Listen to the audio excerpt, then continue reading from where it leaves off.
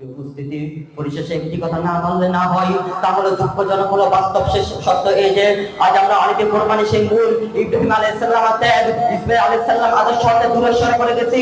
তাই তো দেখা যায় 3 লক্ষ 4 লক্ষ টাকা গড়ে পড়ে করে পত্রিকায় ছবি দিতে হয়, ফেসবুকে ছবি দিতে হয়। এটা আল্লাহর জন্য কোরবানি হয় না, এটা মানুষকে দেখানোর জন্য কোরবানি হয়।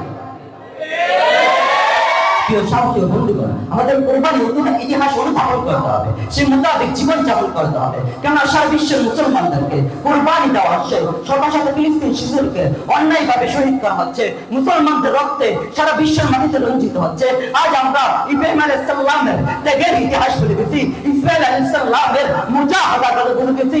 তাই আসি প্রত্যেকে জীবন নবীদের ইতিহাস ও ইসমাঈল আলাইহিস সালাম জীবন থেকে শিক্ষা গ্রহণ করতে হবে, বাতিলের বিরুদ্ধে রুখে দাঁড়াতে হবে, সমাজের প্রতিটি স্তরে স্তরে গণজোয়ার সৃষ্টি করতে হবে, অন্যায় ও জালিমের বিরুদ্ধে মুখ খুলতে হবে, স্বার্থপরতার বিরুদ্ধে প্রতিবাদ করতে হবে, ফজরের প্রতিরোধ করে করতে হবে, ঘোষণা করতে হবে কুল ইন্না সালাতি ওয়া নুসুকি ওয়া মাহইয়ায়া ওয়া মামাতি লিল্লাহি রাব্বিল আলামিন। আমার জীবন, আমার হায়াত, আমার মৌত, আমার কুরবানি, আমার নামাজ লিল্লাহি, এক আল্লাহর জন্য হবে।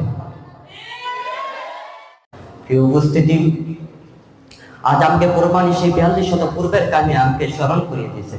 ইনশাআল্লাহ আপনাদের সামনে আলোকপাত করার চেষ্টা করব। এবার আমাদেরকে জানতে হবে কোরবানি কাকে বলে। ইসলামের পরিভাষা আল্লাহ পাকের সন্তুষ্ট উদ্দেশ্যে পানি খাওয়ায় তাই কোরবানি বলে। কোরবানি একটি আনন্দের বিষয়, কোরবানি একটি আত্মতৃপ্তির বিষয়, যার মনে প্রেম আছে, আবেগ আছে, দরদ আছে, তাই কোরবানি বাস্তবতা বলে বুঝতে হয়। এই উপস্থিতি, আজ আমাকে ভাবতে অবাক লাগে, পিতা ভাই কিভাবে সন্তানকে জবাই করার জন্য প্রস্তুত হতে পারে, আর পুত্র স্বেচ্ছা নিজের জীবনকে উৎসর্গ করার জন্য ব্যাকুল হতে পারে। সত্যি একটি চরম বিস্ময় বা আশ্চর্যের ব্যাপার। এই উপস্থিতি, এবার আমাদেরকে জানতে হবে সে কোরবানির ইতিহাস। সাইয়েদিনা ইব্রাহিম আলাইহিস সালাম দীর্ঘ 86 বছর পর দোয়ায় একটি সন্তান লাভ করেন। অথবা যখন ছেলে ধীরে ধীরে সলাফারে বয়সে উপনীত হয়, পিতার কাজ করার মতো যোগ্য হলো, তখন আল্লাহ তাআলা চাইলেন ফুলের মনের অবস্থা পরীক্ষা করতে। সাইয়েদিনা ইব্রাহিম আলাইহিস সালাম পর 3 রাত স্বপ্ন দেখলেন যে তোমার সবচেয়ে প্রিয় বস্তুটি আমার নামে উৎসর্গ করো।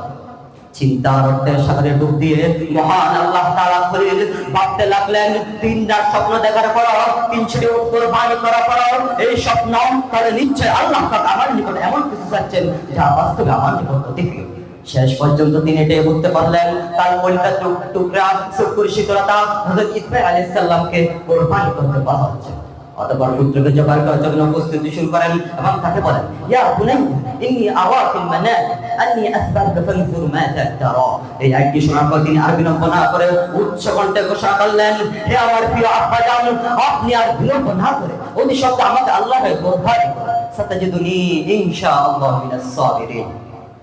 প্রিয় উপস্থিতি, এরপর আমরা ইতিহাস সকলে জানি যে আল্লাহ তাআলা রব্বুল আলামিন জান্নাতি দুম্বা একটি ফেরান করেন, সে থেকে ইব্রাহিম আলাইহিস সালাম কোরবানি করেন। এই হলো কোরবানির সংক্ষিপ্ত সময় সংক্ষিপ্ত ইতিহাস।